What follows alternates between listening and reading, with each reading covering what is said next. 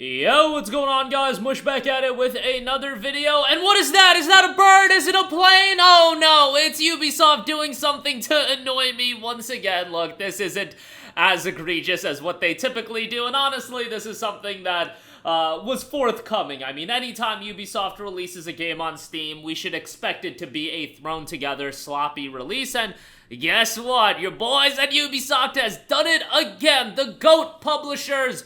These days, they have dropped the follow-up title to a game that I really enjoyed back in 2014. We'll talk all about that a decade later, and a decade later with its annoyances. Valiant Hearts Coming Home is now available on Steam, continuing the story that started with the award-winning Valiant Hearts: The Great War. This sequel continues and concludes the story of these ordinary people thrust into extraordinary circumstances of World War I. Now, this game just dropped on Steam yesterday. It was initially actually a timed exclusive to, like, Netflix platforms. They had a Netflix publisher deal, which, you know, credit to Netflix, getting in the gaming scene, you know.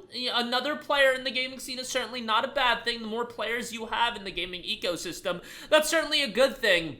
And, you know, a juggernaut like Netflix with as much capital as they have, throwing money at publishers, even if, you know, them securing deals with Ubisoft isn't what I would find ideal. You know, secure a deal with I don't know, some of these lower key developers and throw them some cash, and maybe they can drop some good games and have those games released on Steam as well. I don't know, that's just what I would be thinking. But Valiant Hearts Coming Home, the follow-up to Valiant Hearts: The Great War, has dropped on Steam, and would you look at that, a mixed reception for the game, and the mixed reception is really geared towards the lackluster release on Steam. The top review, which is coming from Creeper of Doom, what a username that is, noting, but oh man, considering this is from Ubisoft, there will be its flaws. Ubisoft Connect is required, even though it should not be. I agree, but that is like standard with Ubisoft games, and it's kind of like not accepted at this point. It was kind of comical when people were bugging out about Helldivers 2, and then I would see, like, morons say something like, you guys don't make these complaints about Ubisoft, you guys don't keep this energy for Rockstar,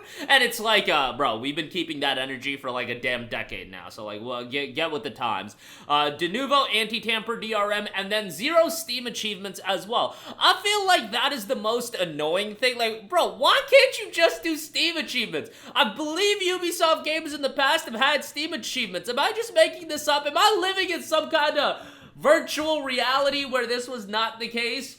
But, yo, I'm like 99% sure. Let me go through. I'm damn sure that some of these Ubisoft games must have had Steam achievements. Yeah, Assassin's Creed Origins right here. I have Assassin's Creed Origins pulled up right here because, like, for some reason I decided to go back and play it. That game has Steam achievements. So why do these newer games not have Steam achievements? Are you, like, that desperate to, like, take away features that have been entrenched into your games on Steam as well, just to incentivize people to go on over to the Ubisoft Connect page, and even then, you just want to charge $14.99? Like, I am so bewildered by this. It's basic features. It probably takes, like, 2 seconds. They have the achievement lineup made for these games. Like, Valhalla doesn't have an achievement lineup as well. What is going on? Ubisoft, why do you do these things? I just don't understand. And some of you guys might be like, oh, it's just Steam achievements. Why are you bugging out?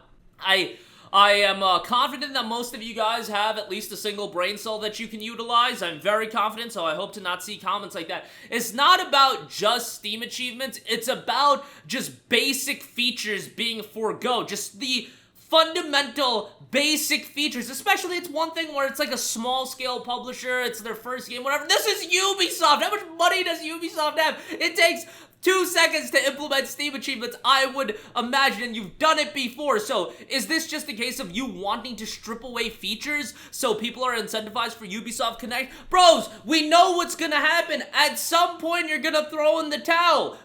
Blizzard threw in the towel. They're releasing their games on Steam. Call of Duty couldn't make it work on Battle.net. Do you guys think you have a chance? You are going to stifle the sales numbers of your own games, and it's one thing Assassin's Creed Shadows is gonna do fine, but Skull and Bones, you just shot that game in the foot before it even got off the ground.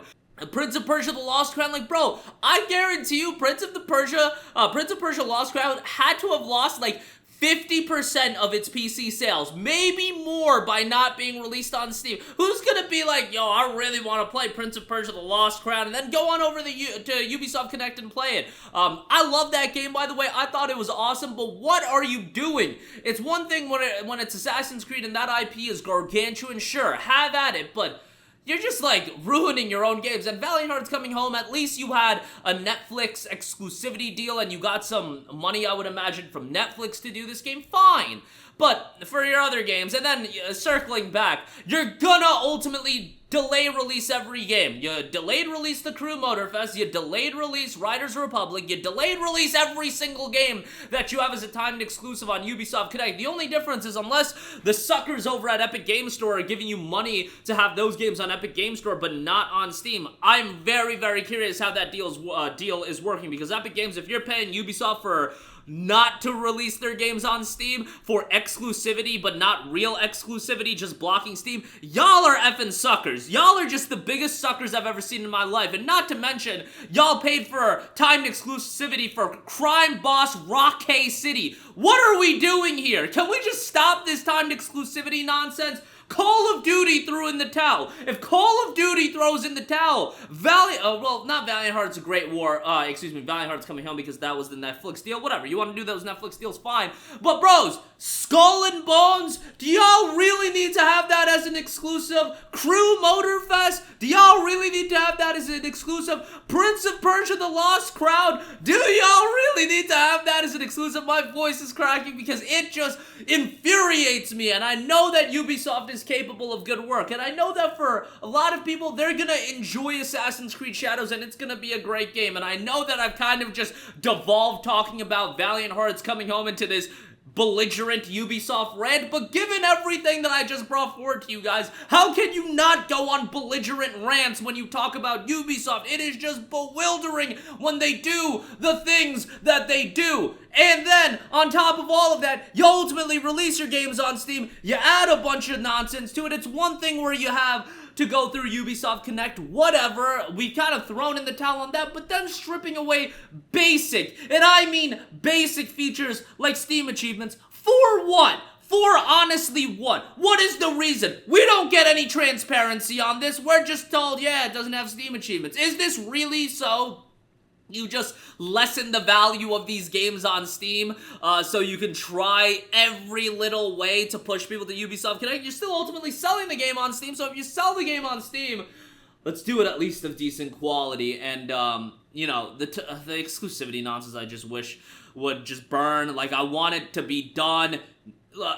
It is Ubisoft's own game, so it's like, whatever in that case. I really hate Epic Game Store when they just throw money for timed exclusivity deals, and it looks like that's gonna go away. And it's like, yo, they published Alan Wake 2, they put forward the cost of creating Alan Wake 2, that being on Epic Game Store, I think is fine, it's whatever. And Ubisoft games, it's ultimately whatever, but you ultimately release these games on Steam anyway, and it's like, yo, at this point, again, Call of Duty threw in the towel, Battlefield threw in the towel, EA in totality threw in the towel, Bethesda threw in the towel. Y'all really think Prince of Persia: The Lost Crown is gonna do it for you? Like, it ain't, bros, it ain't. So, yeah, that's gonna do it for me. Let me know all of your thoughts in the comments section down below. But what a surprise! Ubisoft annoys me again. It seems like another day, another piece of nonsense I can talk about as far as them as publishers. But again, your thoughts down below. As always, guys, thanks for watching. I'll catch you guys in the next one. Peace out.